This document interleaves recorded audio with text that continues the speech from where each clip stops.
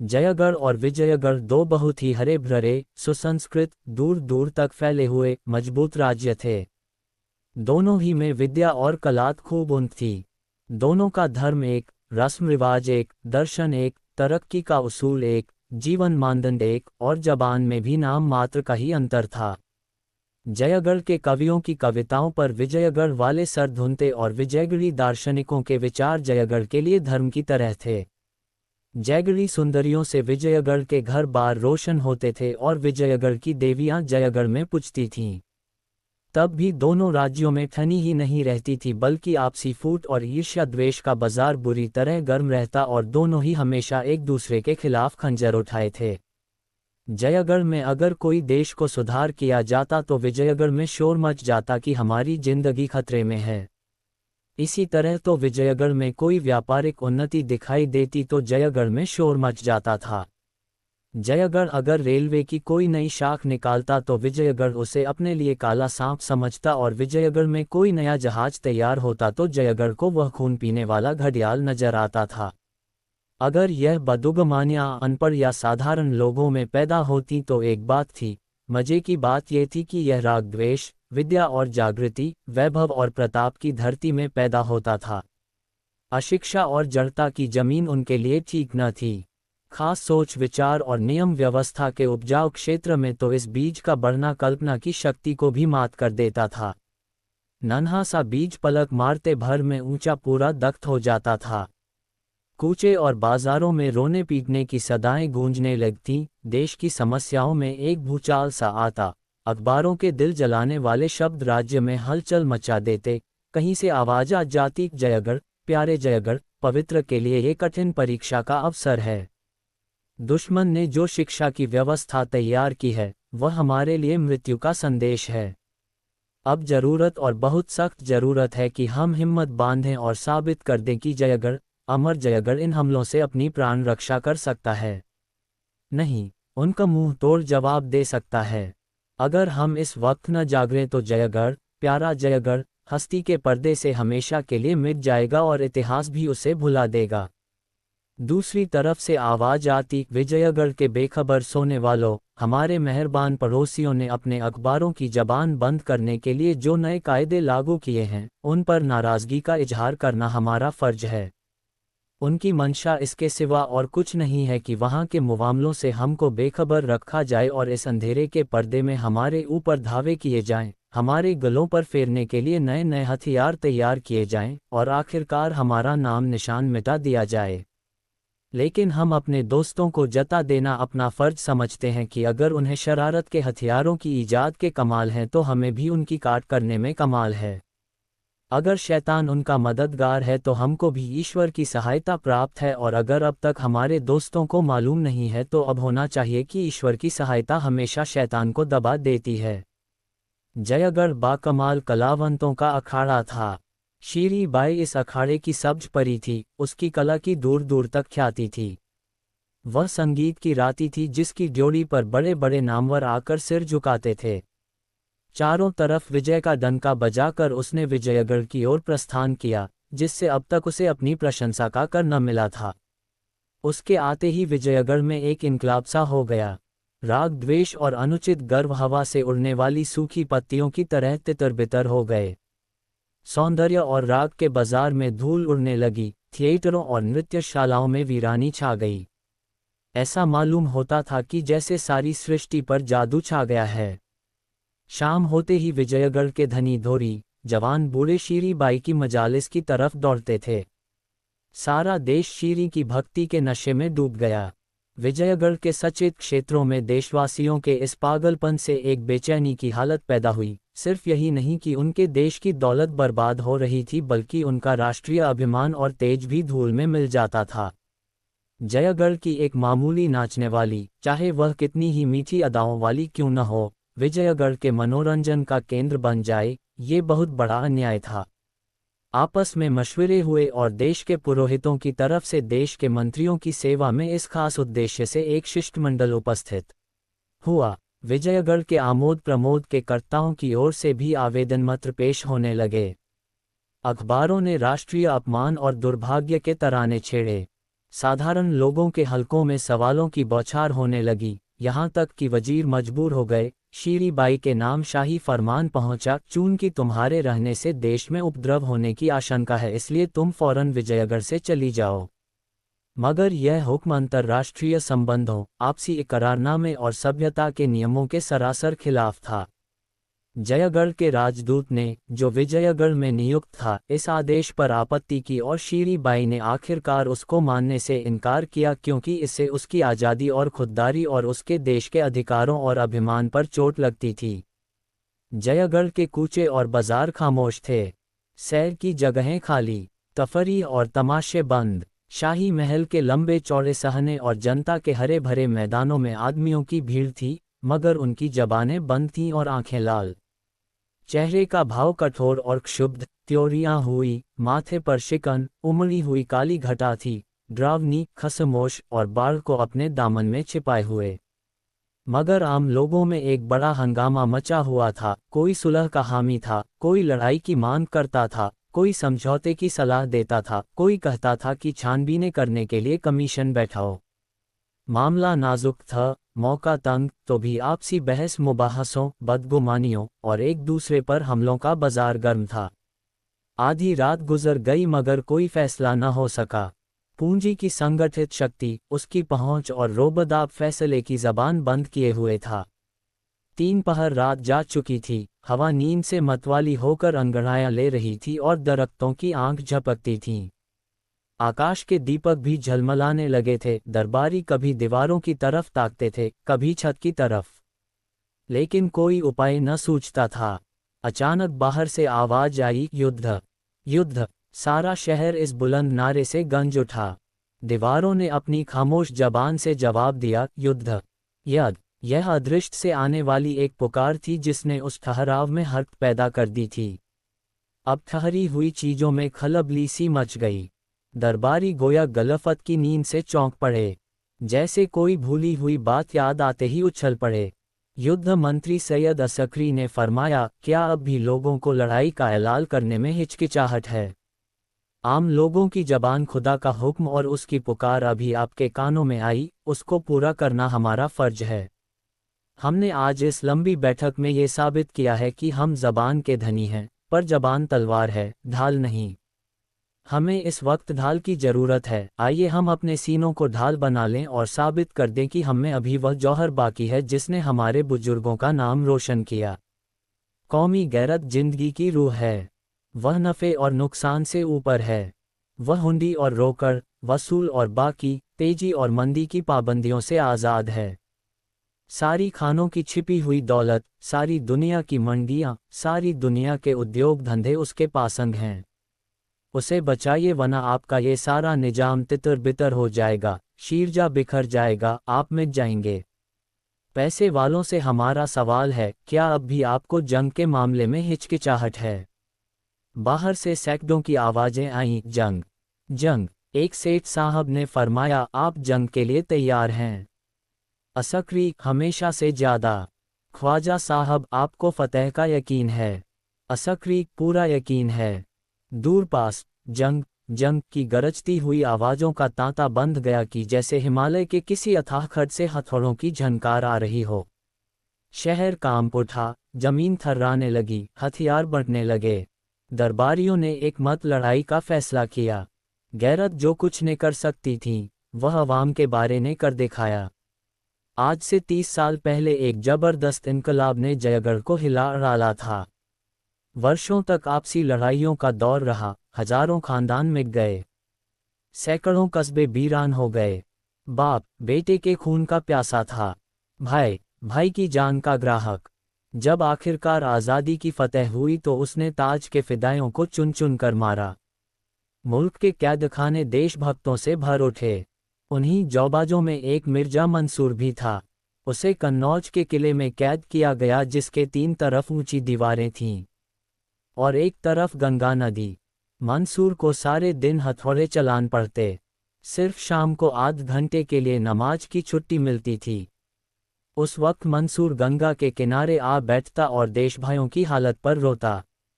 वह सारी राष्ट्रीय और सामाजिक व्यवस्था जो उसके विचार में राष्ट्रीयता का आवश्यक अंग थी, इस हंगामे की बाढ़ में नष्ट हो रही थी। वह एक ठंडी आह भर कर कहता, जयगढ़, अब तेरा खुदा ही रखवाला है। तूने खाक को अक्सीर बनाया और अक्सीर को खाक। तूने खानदान की इज्जत को, अदब और इखलाक का, इल्मो कमाल को मिटा दिया, बर्बाद कर दिया। अब तेरी बागडोर तेरे हाथ में नहीं है, चरवाहे तेरे रखवाले और बनिए तेरे दरबारी हैं। मगर देख लेना ये हवा है, और चरवाहे और साहूकार एक दिन तुझे खून के आंसू रुलाएंगे। धन और वैभव अपना ढंग न छोड़ेगा, हुकूमत अपना रंग न बदलेगी, लोग चाहे लजाएं, लेकिन निज़ाम वही रहेगा। ये तेरे नए शुभचिंतक जो इस वक्त विनय और सत्य और न्याय की मूर्तियां बने हुए हैं, एक दिन वैभव के नशे में मतवाले होंगे। उनकी शक्तियां ताज की शक्तियों से कहीं ज्यादा सख्त होंगी और उनके जुल्म कहीं इससे ज्यादा तेज। इन्हीं ख्यालों में डूबे हुए मंसूर को अपने वतन की याद आ जाती। घर का नक्शा आंखों के सामने खींच जाता, मासूम बच्चे असकरी की प्यारी प्यारी सूरत आंखों में फिर जाती, जिसे तकदीर ने मां के लाड़ प्यार से वंचित कर दिया था। तब मंसूर एक ठंडी आंख खींच कर खड़ा होता और अपने बेटे से मिलने की पागल इच्छा में उसका जी चाहता कि गंगा में कूदकर पार निकल जाऊं। धीरे धीरे इस इच्छा ने इरादे की सूरत अख्तियार की। गंगा उमड़ी हुई थी और छोर का कहीं पता न था। तेज और गरजती हुई लहरें दौड़ते हुए पहाड़ों के समान थीं। पात देखकर सना में चक्कर सा आ जाता था। मंसूर ने सोचा, नहीं उतरने दूं। लेकिन नदी उतरने के बदले भयानक रोग की तरह बढ़ती जाती थी, यहाँ तक कि मंसूर को फिर धीरज न रहा। एक दिन वह रात को उठा और उस पुरशोर लहरों से भरे हुए अंधेरे में कुछ पड़ा। मंसूर सारी रात लहरों के साथ लड़ता भिड़ता रहा, जैसे कोई नन्ही सी चिड़िया तूफान में थपेड़े खा रही हो, कभी उनकी गोद में छिपा हुआ, कभी एक रेले में 10 कदम आगे, कभी एक धक्के में 10 कदम पीछे। जिंदगी की लिखावट की जिंदा मिसाल। जब वह नदी के पार हुआ तो एक बेजान लाश था, सिर्फ सांस बाकी थी और सांस के साथ मिलने की इच्छा। इसके तीसरे दिन मंसूर विजयगढ़ जा पहुंचा। एक गोद में असकरी था और दूसरे हाथ में गरीबी का छोटा सा एक बुकचा। वहां उसने अपना नाम मिर्जा जलाल बताया। हुलिया भी बदल लिया था, हट्टा कट्टा सजीला जवान था, चेहरे पर शराफ्त और कुशीलता की कांति झलकती थी। नौकरी के लिए किसी और सिफारिश की जरूरत न थी। सिपाहियों में दाखिल हो गया और 5 ही साल में अपनी खिदमतों और भरोसे की बदौलत मंदौर के सरहदी पहाड़ी किले का सूबेदार बना दिया गया। लेकिन मिर्जा जलाल को वतन की याद हमेशा सताया करती। वह असकरी को गोद में ले लेता और कोट पर चढ़कर उसे जयगढ़ की वह मुस्कराती हुई चरागाहें और मतवाले झरने और सुथरी बस्तियां दिखाता जिनके कंगूरे किले से नजर आते। उस वक्त बेअख्तियार उसके जिगर से सर्द आह निकल जाती और आँखें अड़बड़ा आतीं। वह असकरी को गले लगा लेता और कहता, बेटा, वह तुम्हार देश है, वही तुम्हारा और तुम्हारे बुजुर्गों का घोंसला है। तुमसे हो सके तो उसके एक कोने में बैठे हुए अपनी उम्र खत्म कर देना, मगर उसकी आन में कभी बट्टा न लगाना। कभी उससे दया मत करना, क्योंकि तुम उसी की मिट्टी और पानी से पैदा हुए हो और तुम्हारे बुजुर्गों की पाक रूहें अब भी वहां मंडला रही है। इस तरह बचपने से ही असकरी के दिल पर देश की सेवा और प्रेम अंकित हो गया था। वह जवान हुआ तो जयगढ़ पर जान देता था। उसकी शान शौकत पर निसार, उसके रोबदाब की माला जपने वाला, उसकी बेहतरी को आगे बढ़ाने के लिए हर वक्त तैयार, उसके झंडे को नई अछूती धरती में गाड़ने का इच्छुक। 20 साल का सजीला जवान था, इरादा मजबूत, हौसले बुलंद, हिम्मत बड़ी, फौलादी जिस्म। आकर जयगढ़ की फौज में दाखिल हो गया और इस वक्त जयगढ़ की फौज का चमकजा सूरज बन हुआ था। जयगढ़ ने अल्टीमेटम दे दिया, अगर 24 घंटों के अंदर शीरी बाई जयगढ़ न पहुंची तो उसकी अगवानी के लिए जयगढ़ की फौज रवाना होगी। विजयगढ़ ने जवाब दिया, जयगढ़ की फौज आए, हम उसकी अगवानी के लिए हाजिर हैं। शीरी बाई जब तक यहाँ की अदालत से हुक्म-उदूली की सजा न पाले, वह रिहा नहीं हो सकती और जयगढ़ को हमारे अंदरूनी मामलों में दखल देने का कोई हक नहीं। असकरी ने मुमानगी मुराद पाए। खुफिया तौर पर एक दूत मिर्जा जलाल के पास रवाना किया और खत में लिखा, आज विजयगढ़ से हमारी जंग छिड़ गई, अब खुदा ने चाहा तो दुनिया जयगढ़ की तलवार का लोहा मान जाएगी। मंसूर का बेटा असकरी फतेह के दरबार का एक अदना दरबारी बन सकेगा और शायद मेरी वह दिली तमन्ना भी पूरी हो जो हमेशा मेरी रूह को तड़पाया करती है। शायद मैं मिर्जा मंसूर को फिर जयगढ़ की रियासत में एक ऊंची जगह पर बैठे देख सकूं। हम मंदौर में न बोलेंगे और आप भी हमें न छेड़िएगा, लेकिन अगर खुदा न ख्वास्ता कोई मुसीबत आ ही पड़े तो आप मेरी यह मोहर जिस सिपाही या अफसर को दिखा देंगे वह आपकी इज्जत करेगा और आपको मेरे कैंप में पहुंचा देगा। मुझे यकीन है कि अगर ज़रूरत पड़े तो उस जयगढ़ के लिए जो आपके लिए इतना प्यारा है और उस सिकरी के खातिर जो आपके जिगर का टुकड़ा है, आप थोड़ी सी तकलीफ से मुमकिन है वह रूहानी तकलीफ हो दरेग ना फरमाएंगे। इसके तीसरे दिन जयगढ़ की फौज ने विजयगढ़ पर हमला किया और मंदौर से 5 मील के फासले पर दोनों फौजों का मुकाबला हुआ। विजयगढ़ को अपने हवाई जहाज़ों, जहरीले गड्ढों और दूर तक मार करने वाली तोपों का घमंड था। जयगढ़ को अपनी फौज की बहादुरी, जीवट, समझदारी और बुद्धि का था। विजयगढ़ की फौज नियम और अनुशासन की गुलाम थी, जयगढ़ वाले जिम्मेदारी और तमीज के कायल। 1 महीने तक दिन रात मार काट के माके होता रहे। हमेशा आग और गोलों और जहरीली हवाओं का तूफान उठा रहता।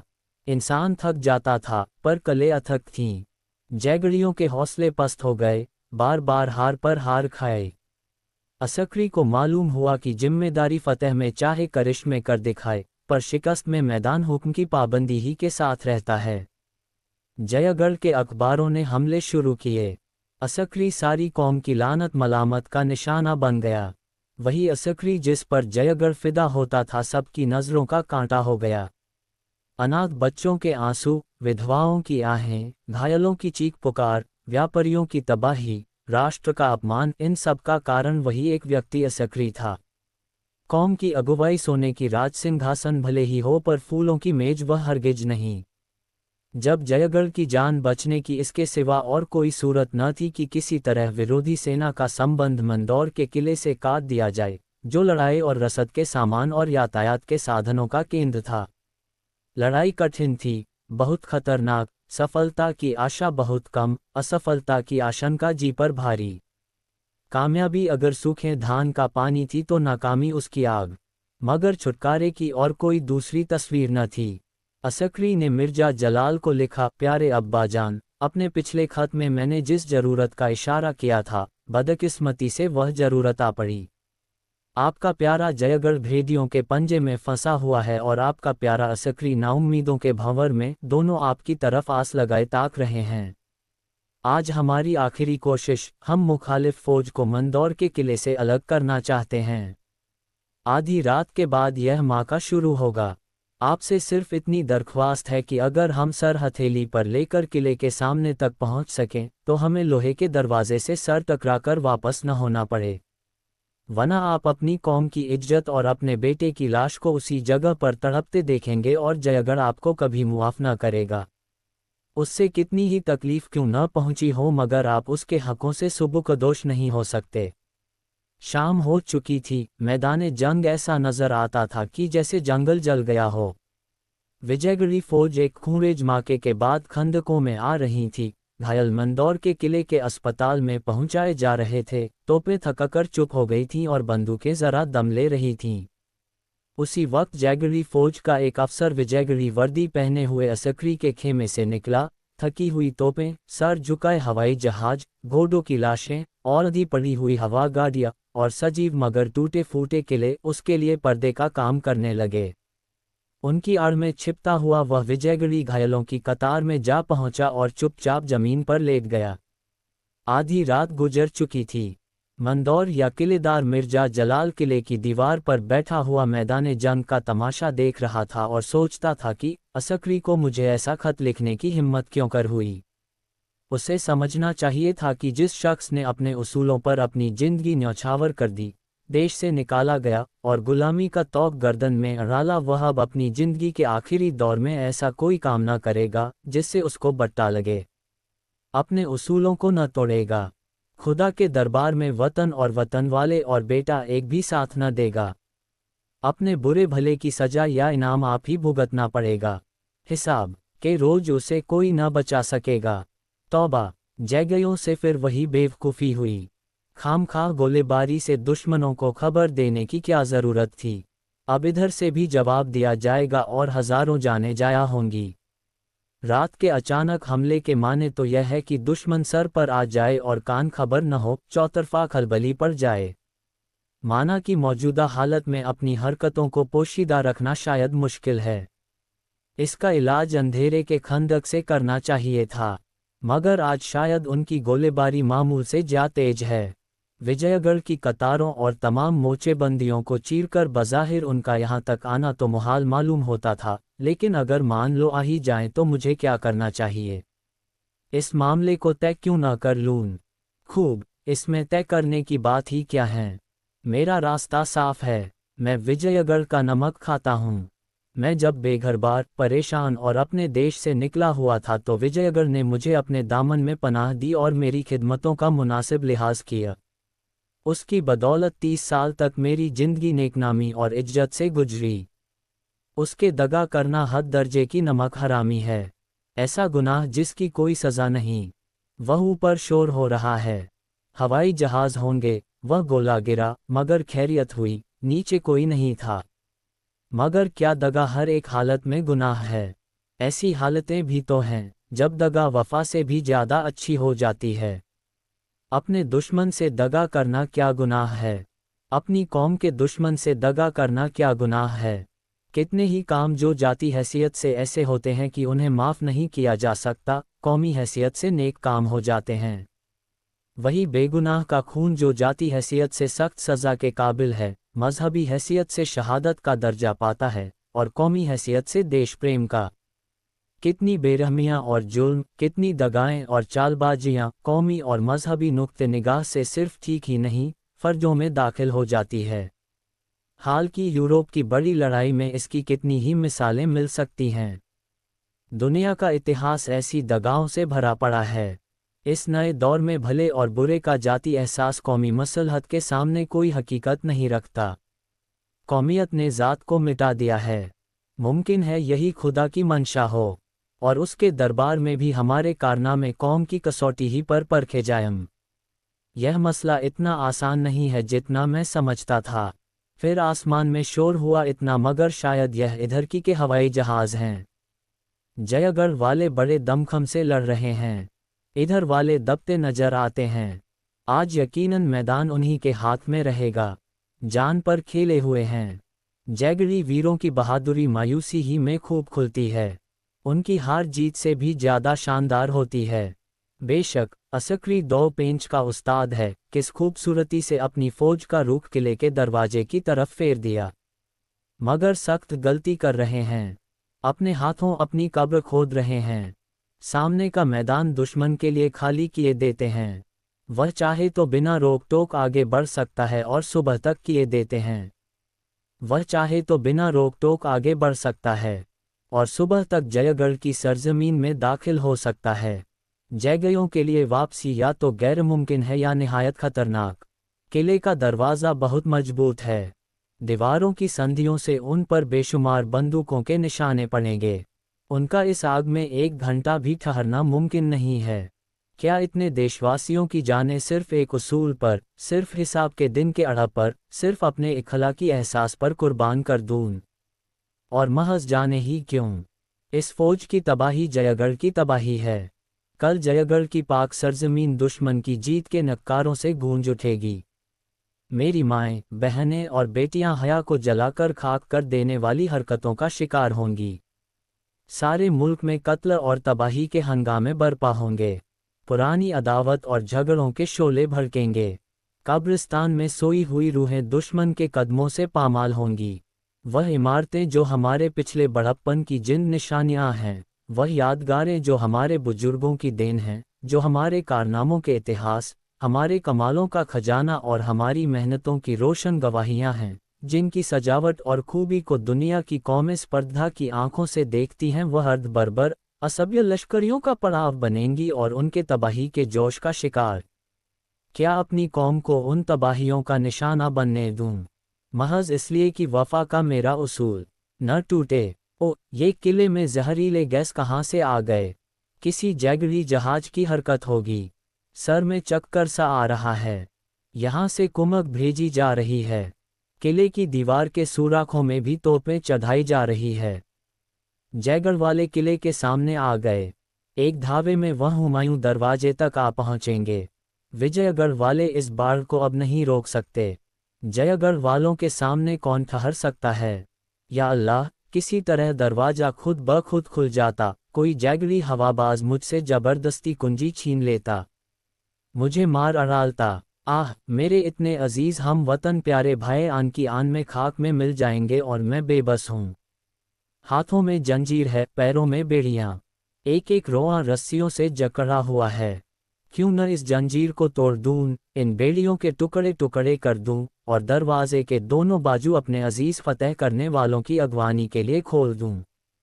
माना कि यह गुनाह है, पर यह मौका गुनाह से अड़ने का नहीं। जहन्नुम की आग उगलने वाले सांप और खून पीन वाले जानवर और लपकते हुए शोले मेरी रूह को जलाएं, तड़पाएं, कोई बात नहीं। अगर महज मेरी रूह की तबाही मेरी कौम और वतन को मौत के गड्ढे से बचा सके तो वह मुबारक है। विजयगढ़ ने ज्यादती की है। उसने महज जयगढ़ को जलील करने के लिए, सिर्फ उसको भड़काने के लिए शीरी बाई को शहर निकाले को हुक्म जारी किया जो सरासर बेजा था। हाय अफसोस, मैंने उसी वक्त इस्तीफा न दे दिया और गुलामी की इस कैद से क्यों न निकल गया। हाय गजब, जैगरी फौज खंदकों तक पहुंच गई। या खुदा, इन जामबाजों पर रहम कर, इनकी मदद कर।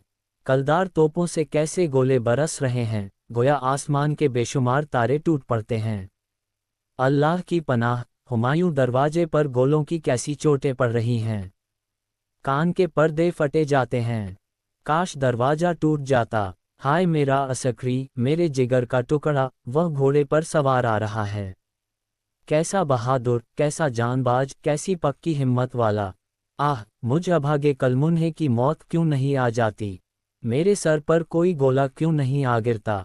हाय, जिस पौधे को अपने जिगर के खून से पाला, जो मेरी पतझड़ जैसी जिंदगी का सदाबहार फूल था, जो मेरी अंधेरी रात का चिराग, मेरी जिंदगी की उम्मीद, मेरी हस्ती का दारोमदार, मेरी आरजू की इंतहा था, वह मेरी आंखों के सामने आग के भंवर में पड़ा हुआ है और मैं हिल नहीं सकता। इस कातिल जंजीर को क्यों कर तोड़ दूं? इस बागी दिल को क्यों कर समझाऊं? मुझे मुंह में कालिक लगाना मंजूर है, मुझे जहन्नुम की मुसीबतें झेलना मंजूर है, मैं सारी दुनिया के गुनाहों का बोझ अपने सर पर लेने को तैयार हूँ, सिर्फ इस वक्त मुझे गुनाही करने की, वफा के पैमाने को तोड़ने की, नमकहराम बनने की तौफीक दे। एक लम्हे के लिए मुझे शैतान के हवाले कर दे, मैं नमक हराम बनूंगा, दगाबाज बनूंगा, पर कौम फरोश नहीं बन सकता।